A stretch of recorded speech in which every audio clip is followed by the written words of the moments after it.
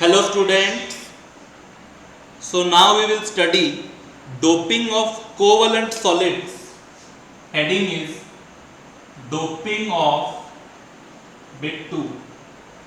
Doping of covalent solids. Doping of covalent solids with electron deficient, or you can say deficient. Either you call it deficient or you call it deficient. Okay, deficient solids, electron deficient impurities. We are doping the covalent solid with electron deficient impurity. So there are two ways of doping a covalent solid. There are two ways of doping a covalent solid. Either you add a electron rich impurity or you add a electron deficient impurity. Either you add a electron rich impurity or you add a electron deficient impurity. Okay. Now we will see doping with electron deficient impurity. So what I will write, first you write down the heading. Pause it and write down the heading. Whatever I will write will be under this heading.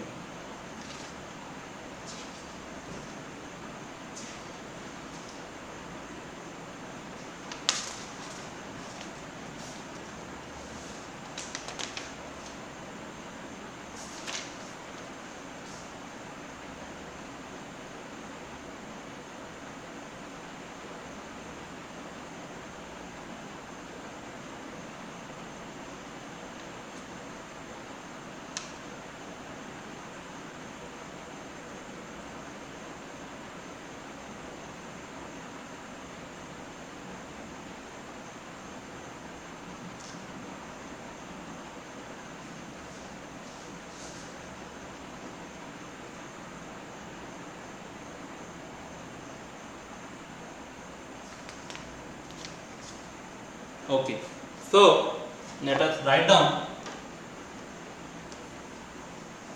doping with electron deficient impurity. So when group 14 elements, write down, when group 14 elements are doped with what are the group 14 elements? Silicon or germanium. The original lattice, what we are taking, silicon or germanium. Okay, when group 14 elements silicon or germanium are doped with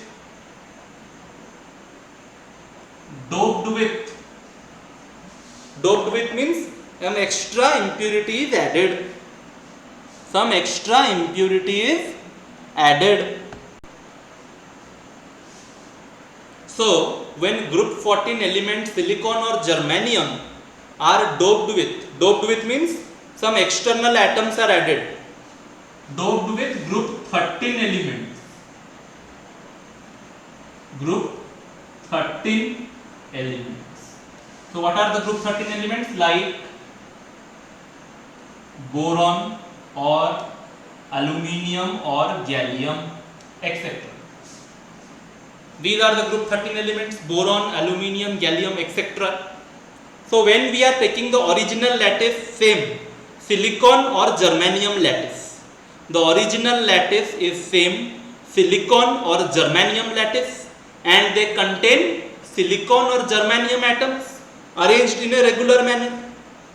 The original lattice is silicon or germanium lattice, and they contain silicon or germanium atoms arranged in a regular pattern. Okay, in that lattice we introduced what? Group 13 element, which are the impurities. This group 13 element is the impurity. Boron, aluminium, gallium, they are the impurities. Okay, so what will happen? Okay, when we are introducing group 13 elements, okay, what will happen? Same thing. some of the lattice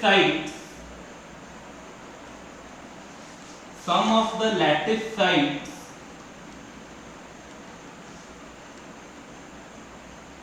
will be replaced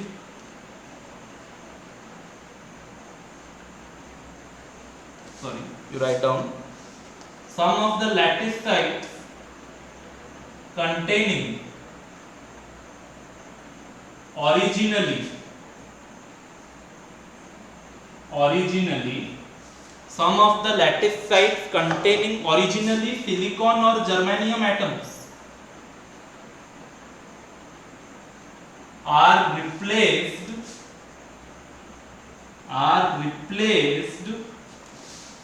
by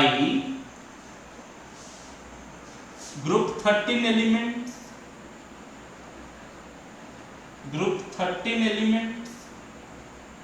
like boron, aluminium, gallium, etc. Okay, so what will happen when we are taking the original silicon or germanium lattice?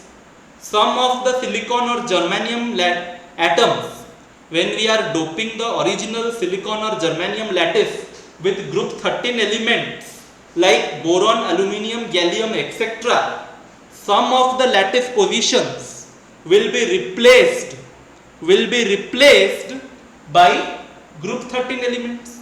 Means instead of silicon or germanium atoms, there will be boron or aluminium atoms at those positions. Some of the positions where silicon or germanium were there, now there will be boron or aluminium atoms at some positions, not at all positions. At some position, instead of silicon or germanium, these atoms will be present. Group 13 element atoms will be present. So they will replace some atoms of silicon and germanium in the original lattice. They are replacing silicon or germanium in the original silicon lattice. Okay? So you complete writing this.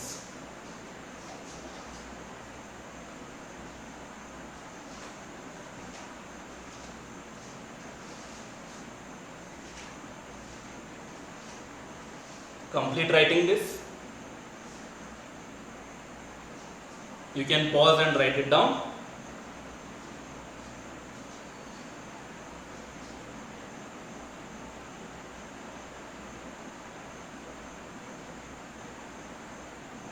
Okay. So I am erasing.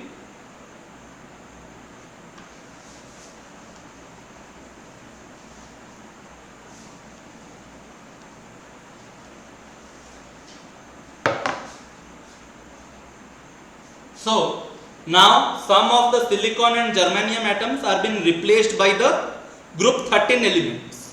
Now group 13 elements have how many electrons in their valence shell? Group 13 elements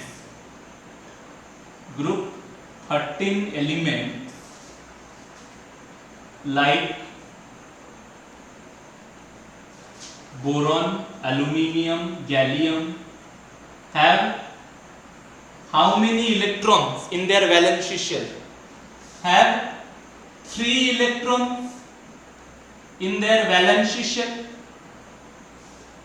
Have 3 electrons in their valence shell? Yes or no? They have 3 electrons in their outermost shell. 3 electrons are there in the valence shell or in their outermost shell. Okay. Now, so since they have 3 electrons in their outermost shell, so they can form, these group 13 elements can form 3 covalent bonds or not?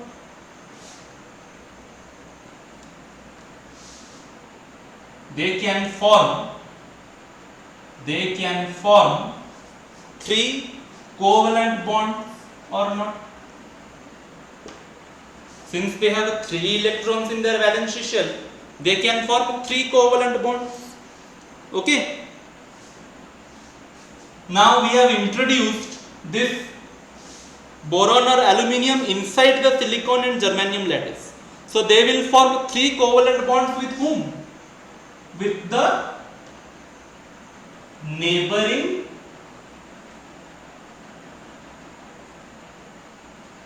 with the neighboring silicon or germanium atoms.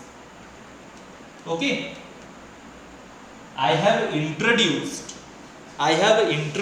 the group 13 elements. Okay, boron and aluminium has been introduced inside the original silicon or germanium lattice.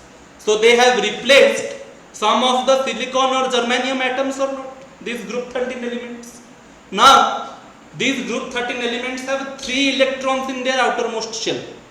So that is why they can form 3 covalent bonds with the nearby silicon atoms or the neighboring silicon atoms or not. Okay, they can form 3 covalent bonds with the nearby silicon or germanium atom. But you see, silicon can form 4 bonds, silicon or germanium can form 4 covalent bonds, whereas they can form only 3 bonds. So one of the position after the bond formation, one of the position in this group 13 element after the bond formation will remain vacant or not? Obviously, if silicon and boron are forming bond, silicon has 4 electron, boron has 3 electron. So after the bond formation, silicon has 4 electrons in the outermost shell, boron has 3 electrons. Silicon has 4 electrons in the valency shell, boron has 3 electrons in the valency shell. So after the bond formation, there will be a vacant site. There will be a vacant site in boron or not? There will be a vacant site with boron or not? Because boron can form only 3 bonds with the silicon. It cannot form more than that. With the nearest silicon atom, it can form 3 bonds. Yes or no? Imagine, suppose there are 3 silicon atoms here. Okay. So boron will form 3 bonds with the nearby silicon atom. But one position will remain vacant or not? Because boron has 3 electrons in their valency shell, so it will form 3 bonds with the nearby silicon atoms. Okay, so boron will have a vacant space after the bond formation or not? In the outermost shell of boron, there will be a vacant space or not? Because it can form only 3 bonds. No? The 4th position is vacant. Okay, the 4th position is vacant. So you will write that vacant site is called a hole or vacancy. So you will write, thus a hole is created. A hole is created. A hole is created at the site where 4th electron is missing. At the site where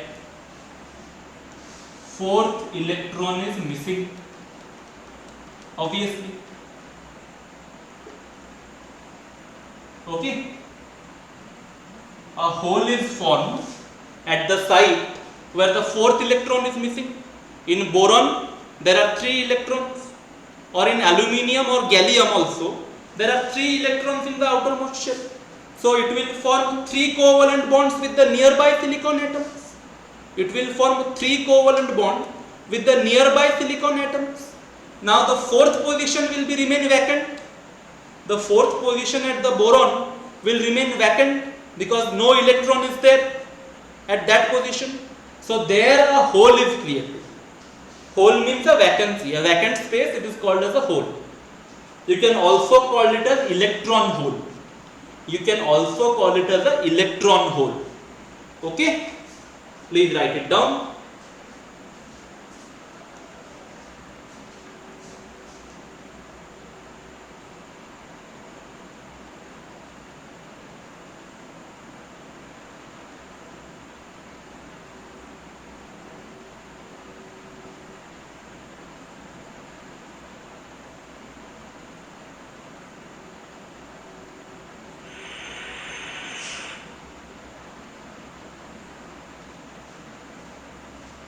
Okay.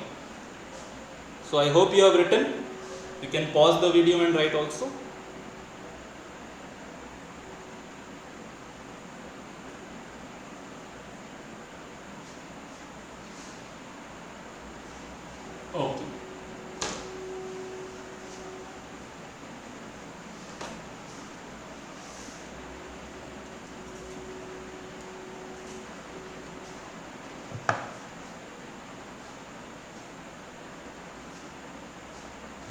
So what will happen, since a hole is created at the position where the fourth electron is missing, since a hole is created at the fourth position where electron is missing, okay, an electron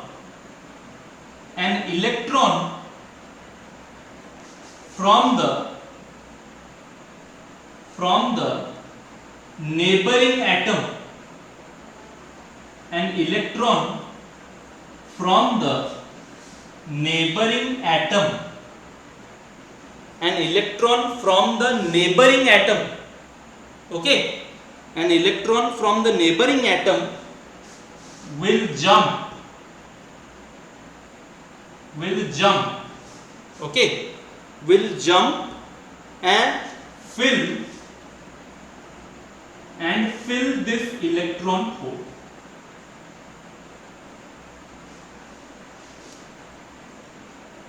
Okay. So what will happen, since a hole was created at the boron where the fourth electron is missing, an electron from the nearest atom will jump. Nearest atom means nearest silicon atom. An electron from the nearest silicon atom will jump and fill that electron hole. Okay. Suppose you see, let me show you in the diagrammatic way. Suppose this is silicon, this is silicon, this is silicon.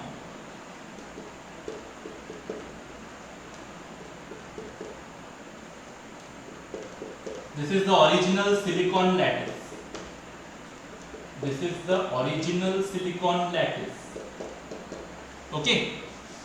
And these represents the silicon atoms and the dot represents the electrons. So silicon has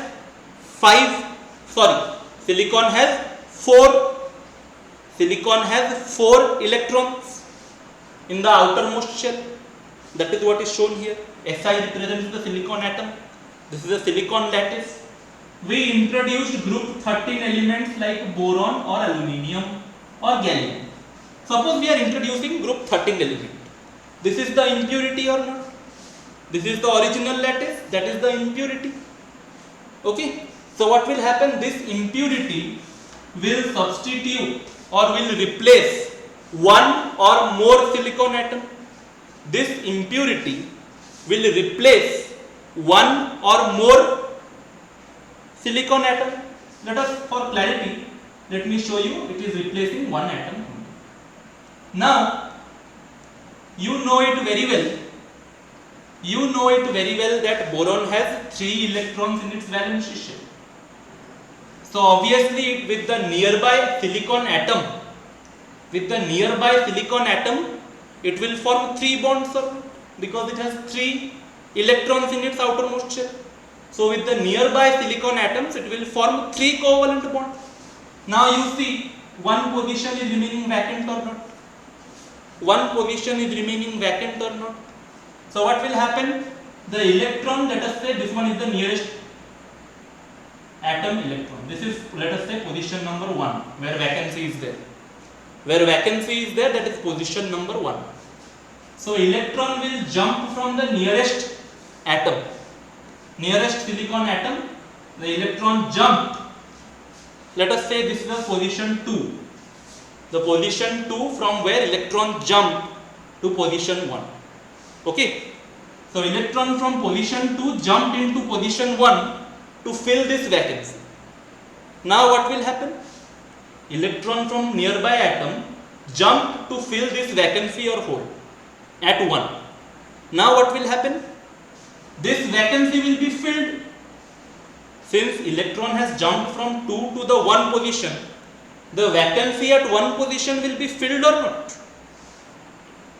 Because now it has an electron. Because electron has jumped from 2 to 1, now 1 vacancy is filled. Okay. But the position from where electron has jumped, now has a vacancy or not? The position from where electron has jumped, 2 position, from there only electron has jumped. That position is now vacant. So the hole is moving in this direction or not?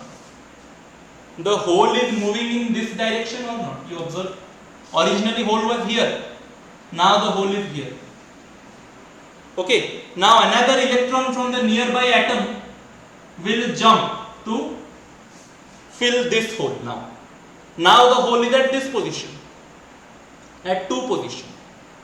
Okay. Now the electron from the nearby atom, let us say atom number 3, the electron from the nearby atom will jump to fill this hole at 2.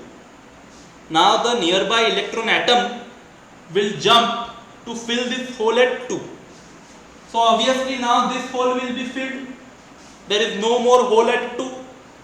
Now it is occupied with electron. But the position from where electron has jumped, now that will be vacant or not? The position from where electron has jumped, now it is vacant. Now this process will continue. Another electron from another nearby atom will jump to fill this vacancy at 3. Now this vacancy will be filled and electron will be here, but the position from where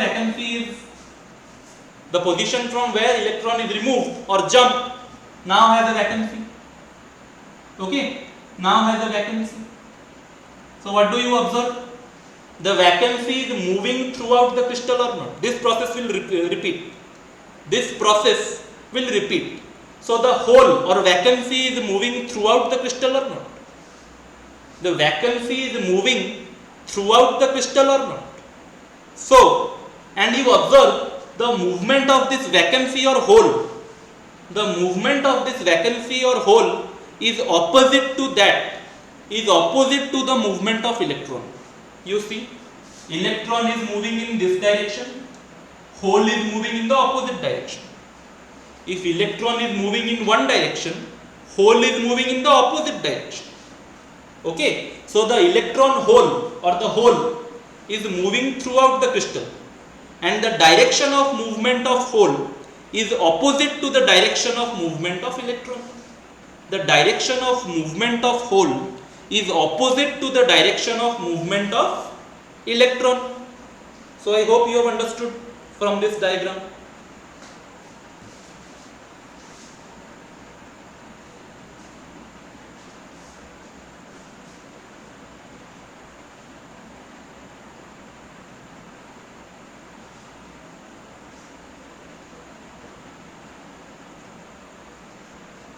Okay, so now let us see what happens.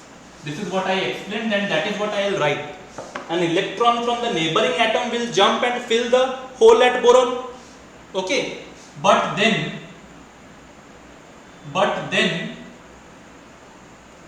a hole will be created. Hole will be created from the position at the position. A hole will be created at the position from where electron has jumped. Okay, from where electrons are jumped, a hole will be created at a position from where electron has jumped. Okay, so this will continue. This process continues.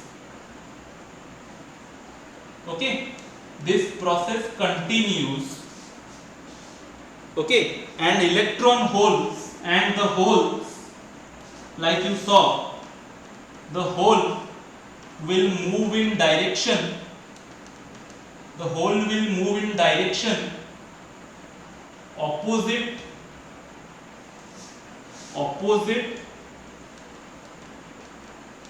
to that of direction of electrons. Okay, opposite to the direction of electron, the holes are moving. Okay, the holes are moving in a direction opposite to that of the direction of electrons. Please write it down.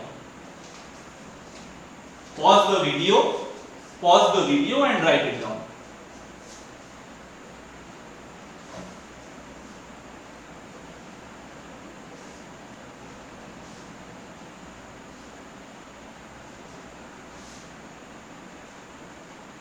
Okay, so I hope you have written.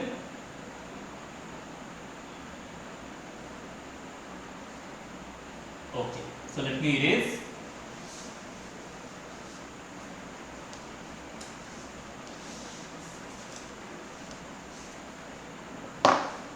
Okay, now when an electric field is applied, now when an electric field is applied,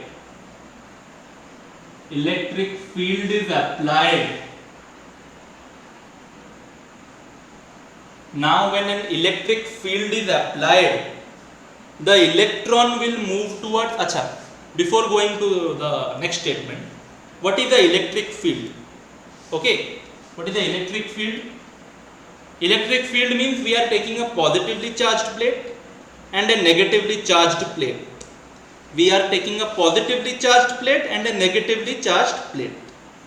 Suppose this hand is a positively charged plate, this is a negatively charged plate, this hand, and these two plates we are connecting to the terminals of a battery. To the terminals of a battery we are connecting this positively and negatively charged plates. We are connecting to the terminals of a battery. Okay, and that is what is called as electric field is applied. So where this electric field is applied? On this silicon or germanium atoms.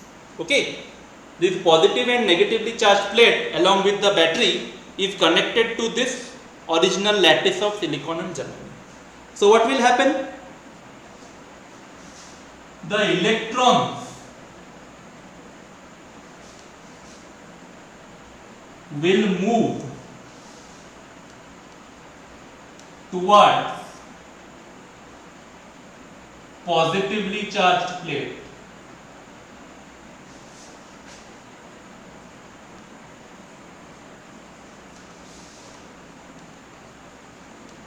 The electrons will move towards positively charged plate, and the holes will move towards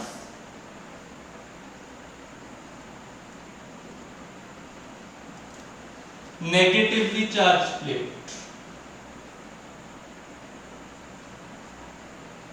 Negatively charged plates.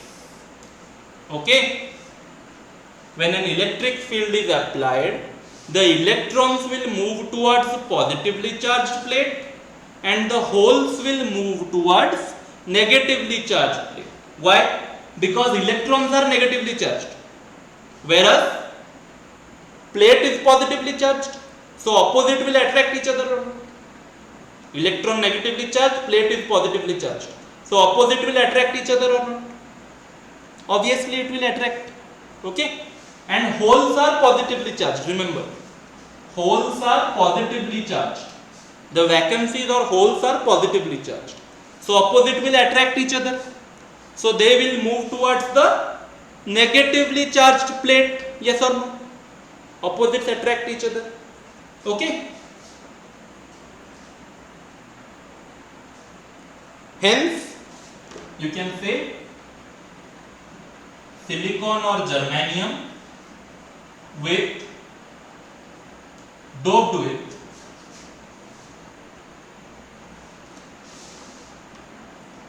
electron deficit impurities. These are electron deficit impurities, group 13 elements, boron, aluminium, gadolinium. Hence silicon or germanium doped with electron deficit impurities give rise to p-type semiconductor.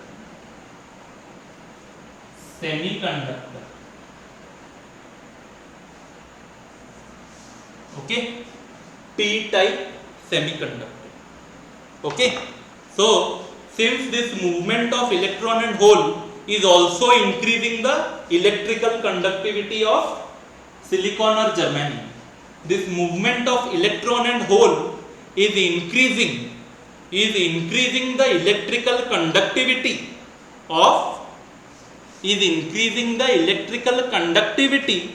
of silicon and germanium.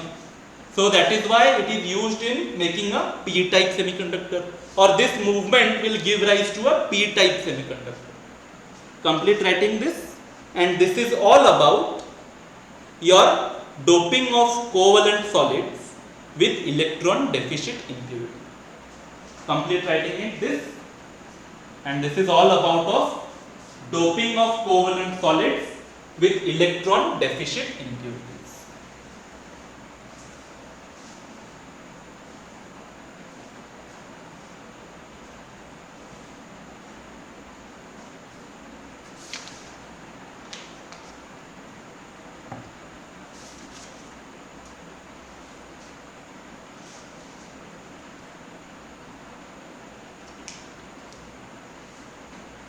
Okay, so thank you all.